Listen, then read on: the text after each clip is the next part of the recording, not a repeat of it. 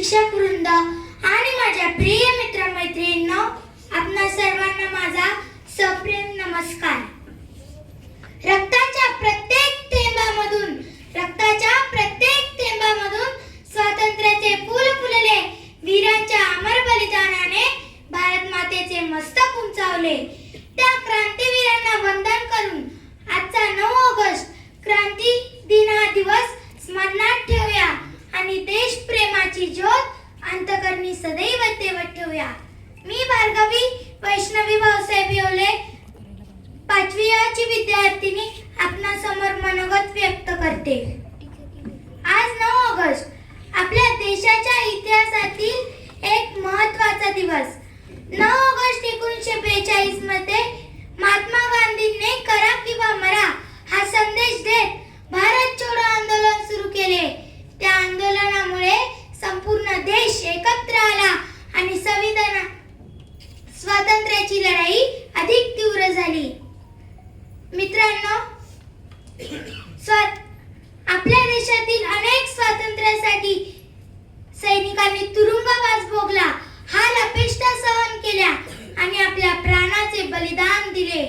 त्यांच्या या त्यागामुळेच आज आपण स्वतंत्र भारतात मुक्तपणे जगत आहोत. म्हणून आपण त्यांचे नेहमी ऋणी राहिले पाहिजे. आज आपला देश स्वातंत्र्य आहे, पण आजची आव्हाने वेगळी आहेत. मोबाईलचा अतिवापर, वेळेचा अपव्यय, पर्यावरणाचे नुकसान आणि शिक्षणाकडे होणारे दुर्लक्ष हेच आजची सर्वात मोठी आव्हाने आहेत. आज आपल्याला पुन्हा एकदा क्रांतीची गरज आहे, पण ही क्रांती शस्त्रांची नाही, तर शिक्षणाची, चांगल्या विचारांची आणि चांगल्या संस्कारांची आहे. 1942 मध्ये भारत छोडोची क्रांती झाली. आज आपल्याला अज्ञान सोडा, शिक्षण जोडाची क्रांती घडवायची आहे. महात्मा गांधींचा करा किंवा मरा हा संदेश त्या काळासाठी होता.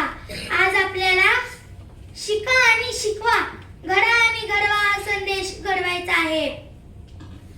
आपण विद्यार्थ्यांनी चांगला अभ्यास केला, शिक्षकांचे ऐकले, पालकांचे ऐकले, पर्यावरणाचे रक्षण केले आणि चांगले नागरिक बनलो, तर तीच आपल्या देशासाठी सर्वात मोठी क्रांती ठरेल. आपल्या देशासाठी बलिदान देणारे अज्ञात क्रांतिकारकांना माझा मनपूर्वक सलाम. जय हिंद, जय भारत.